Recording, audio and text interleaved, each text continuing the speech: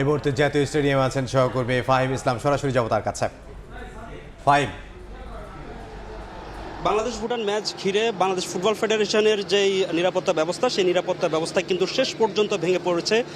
জাতীয় স্টেডিয়াম ঢাকার যেই 4 নম্বর গেট, সেই 4 নম্বর গেটে কিন্তু দর্শকদের যেই ভিড়, সেই ভিড় সামাল দিতে কিন্তু শেষ পর্যন্ত পারেনি এবং কি দর্শকরা সেই গেট ভেঙে ভিতরে ঢুকে পড়ে। আমরা দেখতে পাচ্ছি যে যেই গেটগুলো রয়েছে, যেই গেটের সামনের যেই গ্রিলগুলো আছে, সেগুলো কিন্তু ভেঙে একদম যে নিরাপত্তা বেষ্টনী ছিল সেটাই ভেঙে কিন্তু আসলে দর্শকরা হুড়মুড়িয়ে ঢুকে পড়ে এবং কি স্টেডিয়াম এলাকায় দিক বিদিক দর্শকদের ছুটাছুটি। আসলে বাফুফে যে বলেছিল তারা যে আসলে সুব্যবস্থা, নিরাপত্তার যে সুব্যবস্থা, সেটি কঠোর নিরাপত্তা ব্যবস্থা করেছে, শেষ পর্যন্ত কিন্তু ফুটবল ফেডারেশন ব্যর্থ হয়েছে।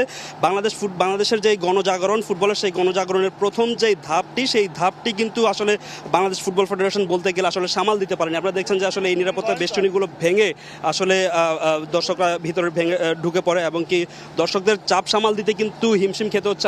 আমরা স্টেডিয়াম এলাকায় কিন্তু দর্শকরা যারা আশপাশে ছিলেন তারা ছুটে আসছেন দিক বিদিক এবং কি দিক বিদিক ছোটাছুটি করছেন এবং কি যে দর্শকরা আছেন সেই দর্শকরা